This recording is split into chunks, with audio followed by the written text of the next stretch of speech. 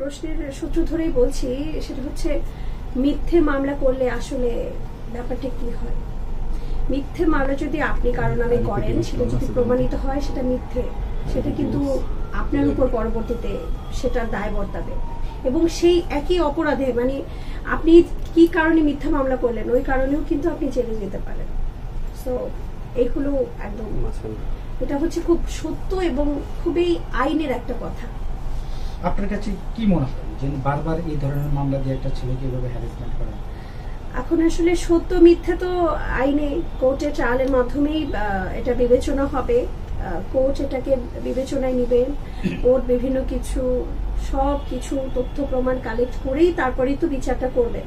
মিথ্যে সত্য সেখানে উঠে আসবেন।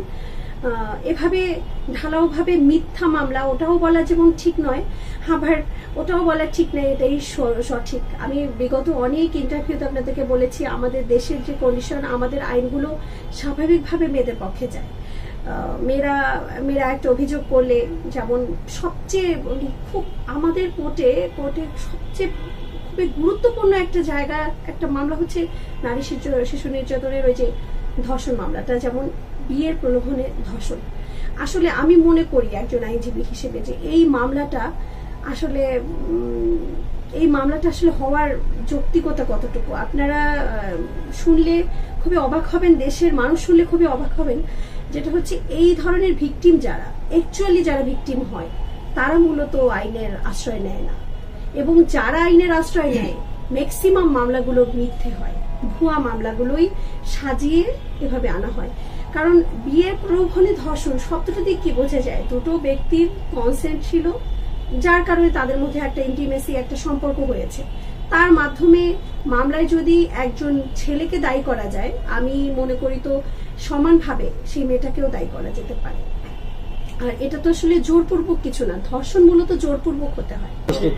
খুব রিসেন্টলি যে মামলাটা হয়েছে যেটা নিয়ে আসলে আপনারা খুব কিউরিয়াস, মানে আপনারা জানতে চাচ্ছেন যে মামলাটা নিয়ে, সেটা ধারা সম্পর্কে জানেন কিছু? আমি জানি না, এটা একটু জানি।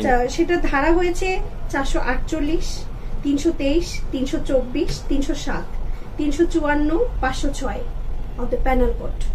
তো পেনাল কোডের এই ধারাগুলো এনেছে। ধারার সংক্ষিপ্ত ব্যাপারটা যেটা, প্রথমত আছে অনধিকার প্রবেশ, দ্বিতীয় হচ্ছে স্বেচ্ছাকৃতভাবে আঘাত, তৃতীয় হচ্ছে মারাত্মক আঘাত, হত্যার উদ্দেশ্যে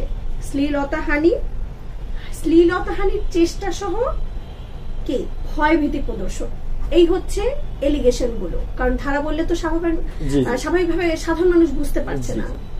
এই হচ্ছে, তো দেখেন যেখানে অলরেডি একটি ধর্ষণ মামলা অলরেডি আছে, ফাইল করা আছে, সেখানে শ্লীলতাহানির বিষয়টা আবার আসছে।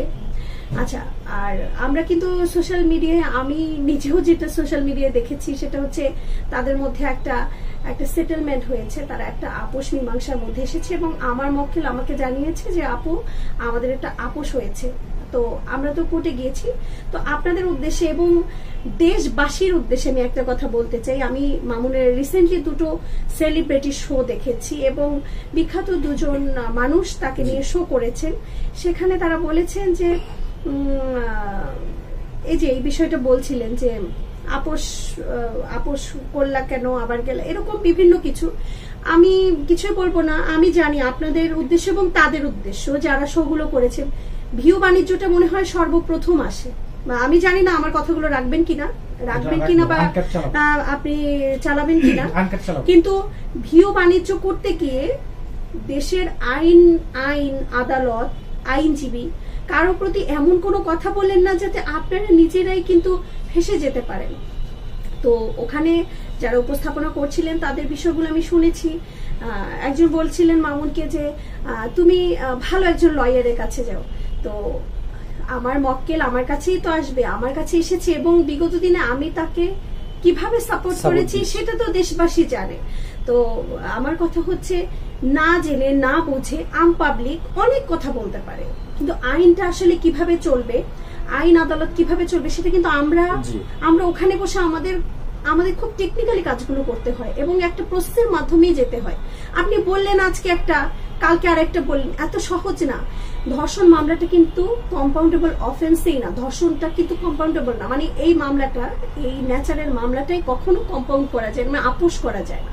তাহলে আপনি কিভাবে একটা আপোষনামা নিয়ে সেটাকে, আমি কি কোর্টে গিয়ে বলতে পারি যে এই যে আমার মক্কেল আর আমার বাদীর মধ্যে আপোষনামা, আপনি এটা আমাকে জাস্ট ছুঁড়ে মারবে, নথিটা ছুঁড়ে মারবে, বলবে যে আমাদের দেশে আইন আদালত আছে এখনো, হ্যাঁ আছে দেখেই সাধারণ মানুষ কিন্তু এখনো ভালো আছে না। আপু এই যে একটা বিষয় একটু যদি আমি যেটা বলতে চেয়েছি সেটা কি ক্লিয়ার হয়েছে? হ্যাঁ। যে ধর্ষণ মামলা কখনোই কম্পাউন্ডেবল না।